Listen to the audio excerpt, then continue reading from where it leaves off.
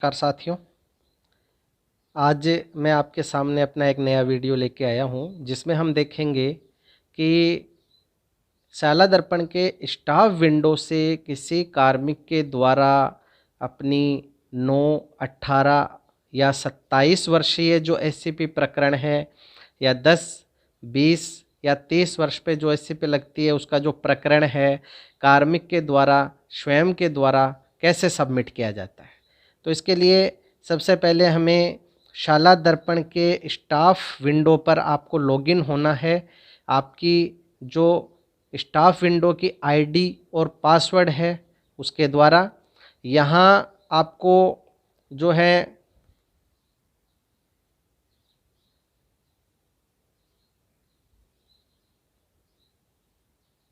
ये 3 डॉट जो दिखाई दे रहे, 3 लाइन जो दिखाई दे रही है, यहाँ आप जब क्लिक करेंगे तो यहाँ आपको एक ऑप्शन मिलेगा फॉर्म्स का।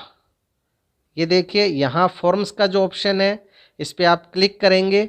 इसमें आपके पास 2 ऑप्शन खुलते हैं, एक टैफ का है जो अभी हाल ही में सभी शिक्षकों ने भरा है और दूसरा है एप्लीकेशन फॉर डिपार्टमेंटल सर्विसेज। यहाँ हम जब इस पर क्लिक करते हैं तो फिर एक जो ऑप्शन है वो फॉर्म्स नाम से खुलता है। अब आप इस पर क्लिक कर दीजिए। यहाँ आपको 2 ऑप्शन मिलेंगे, एक है अप्लाई फॉर एससीपी और दूसरा है स्थायीकरण कन्फर्मेशन फॉर्म।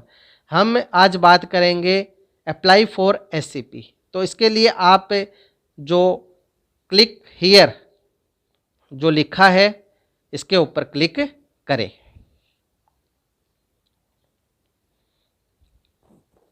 ये हमारे सामने जो कार्मिक है उसकी डिटेल आ गई है, उनका नाम, mobile number, DOB, employee ID. ये चूँकि लेवल 1 के हैं इसलिए इनके कोई सब्जेक्ट नहीं आ रहा है। सेवानिवृत्ति तिथि आदि जो है इनकी आ गई हैं। यहाँ आपको कुछ नोट दिए गए हैं लाल रंग से। अगर कोई आदेश 3 से ज़्यादा पृष्ठों का हो तो आप जब भी दस्तावेज अपलोड करें तो आपको ये ध्यान रखना है, जैसे हमारा ज्वाइनिंग का आदेश है तो उसका पहला पृष्ठ, बीच का पृष्ठ जिसमें आपका नाम है वो, और अंतिम पृष्ठ जो है वो 3 ही पृष्ठ आपको लेने हैं। अब हम बात करते हैं बेसिक जानकारी। मूल पद जिससे एससीपी की गणना की जानी है। इनकी कार्यग्रहण जो तिथि है वो 22/4/2000 है। यहाँ सबसे पहले हमें नियुक्ति आदेश अपलोड करना है। फाइल चूज करते हैं।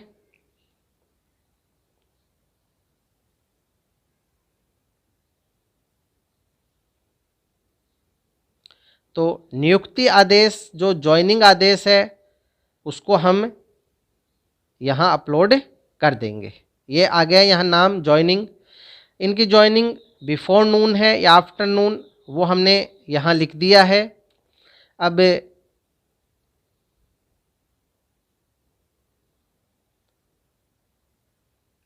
ये स्थायीकरण का आदेश है वो हमने अपलोड कर दिया है। संवर्ग यहाँ पूछा है मंत्रालय कर्मी है, अधीनस्थ सेवा है या राज्य सेवा। तो ये 2002 और ये 22/4 की इनकी ज्वाइनिंग है। तो डेट हम 22/4 जो है 2002 सेलेक्ट करेंगे तो 2 साल इनके पूरे हो जाएंगे। अब हम आदेश जो है इसका वो सेलेक्ट कर लेते हैं।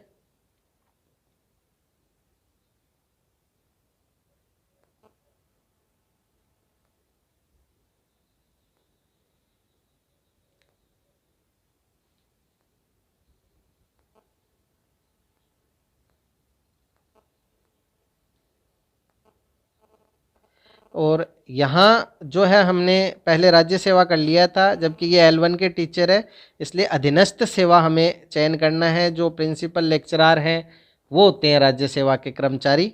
अब हम इसको सेव कर देते हैं।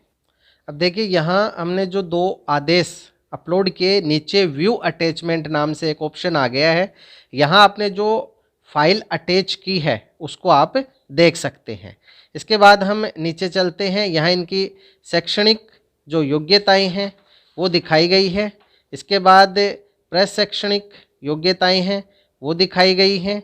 इसके बाद सेवा काल में हुई पदोन्नति का विवरण हमें देना है। सेवा काल, तो देखिए सेवा काल में इनके अभी तक कोई पदोन्नति नहीं हुई है, तो ये विवरण हमें देना नहीं है, ये हमारे ऊपर लागू नहीं, इसलिए हमने नो किया। तो नीचे जो टैब थी वो हट गई।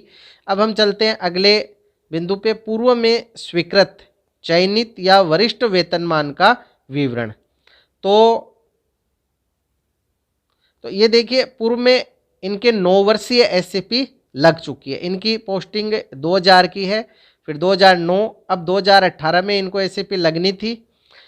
तो पूर्व में स्वीकृत चयनित या वरिष्ठ वेतनमान का जो विवरण है लागू नहीं हो तो नो करें, अन्यथा यस करें। यस करने के बाद अब हम यहाँ इनके जो पूर्व में जो स्वीकृत हुई थी वो फर्स्ट जो एससीपी है वो लगी थी, और वेतन आयोग इनके उस समय छठा चल रहा था।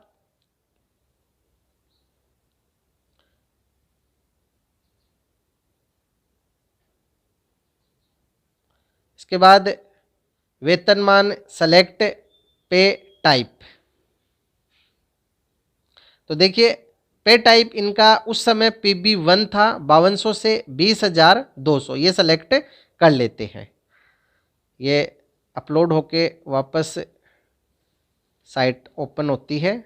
हर जो हम कॉलम की पूर्ति करेंगे उस समय इसका ध्यान रखें, जब पहला भाग अपलोड होगा तभी अगला भाग खुलेगा। अब है वेतनमान या ग्रेड पे या पे मैट्रिक्स। इनकी जो ज्वाइनिंग है 2000 सन 22 अप्रैल 2000 है, तो 22 अप्रैल जो 2000 है वहाँ से 22 अप्रैल 2009 में जो है इनके 9 वर्ष पूरे हो जाते हैं, इसलिए हमने यहाँ 22 अप्रैल 2009 सेलेक्ट कर ली है। इसके बाद स्वीकृति के क्रमांक, तो जो स्वीकृति के क्रमांक है आदेश के वो हैं 1835। स्वीकृति की जो दिनांक है वो है, तो स्वीकृति की दिनांक है हमें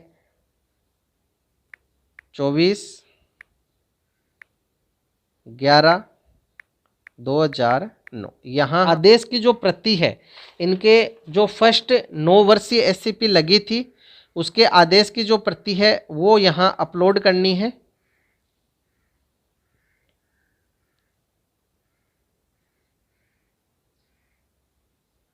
तो 9 वर्षीय एससीपी का जो आदेश है उसकी जो PDF फाइल है यहाँ अपलोड करके यहाँ सेव कर देते। सेव हो गया है, डाटा सेव अपडेट सक्सेसफुली का जो मैसेज है वो आ गया है। अब हम आगे चलते हैं।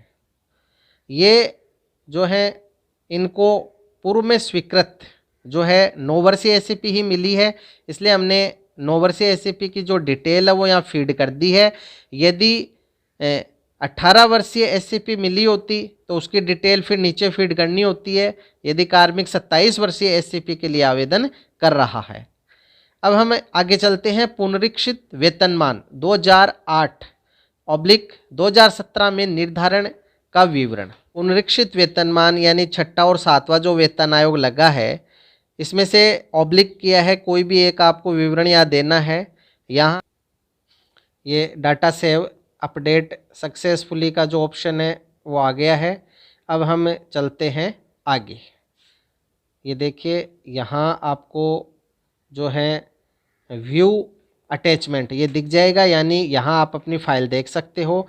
अब आवेदित एससीपी यानी हम 18 वर्षीय जो एससीपी है वो ले रहे हैं अब, तो इसके लिए हमें 9 है या 10 है 18 है, जैसे जो राज्य सेवा के कर्मचारी हैं उनके 10, 20 और 30 वर्ष पे एससीपी लगती है, और अधीनस्थ जो कर्मचारी है 9, 18 और 27 वर्ष पे एससीपी लगती है।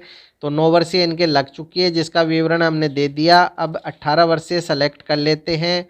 अब इसमें देय दिनांक, तो इनकी ज्वाइनिंग चूँकि 22 अप्रैल 2000 की है तो उससे जो 18 वर्ष है इनके हो जाते हैं 2018 में। तो 2018 अप्रैल 22, तो 22 अप्रैल 2018 को इनको जो 18 वर्षीय एससीपी है वो मिलनी चाहिए। देय वेतन आयोग, अब ये 7वां वेतन आयोग है, ये इनको दिया जाएगा। इसमें जो 7वां वेतन आयोग है वो मिल चुका है। अब देखिए नीचे ऑप्शन है दिनांक 31/5/2002 तक जीवित बच्चों पुत्र पुत्री की संख्या। इसमें हमें यहाँ बच्चे का नाम और डेट ऑफ बर्थ लिख के और सेव करना है। ये डाटा सेव अपडेट सक्सेसफुली। इसके बाद जो है दिनांक 1/6/2002 अथवा इसके पश्चात तक जीवित बच्चों पुत्र पुत्री की, तो ये इनके लागू नहीं है। इसके बाद संतान संबंधित जो घोषणा पत्र है उसकी फाइल है हमें अपलोड करनी है।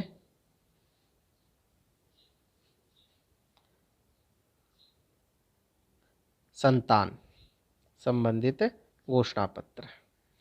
अब सेवा काल में कर्मचारी को सीसीए नियमों के तहत कोई शास्ति या दंडादेश दिया गया है, हाँ या नहीं, तो इन्हें कोई नहीं, मतलब कोई भी दंड नहीं मिला है, नहीं पे टिक करके अपडेट कर देते हैं।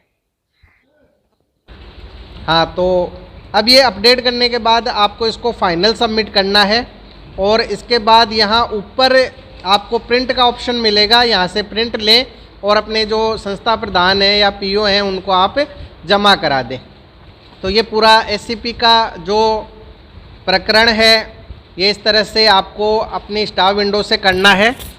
अगर आपको वीडियो अच्छा लगे तो लाइक, शेयर और सब्सक्राइब करें। धन्यवाद।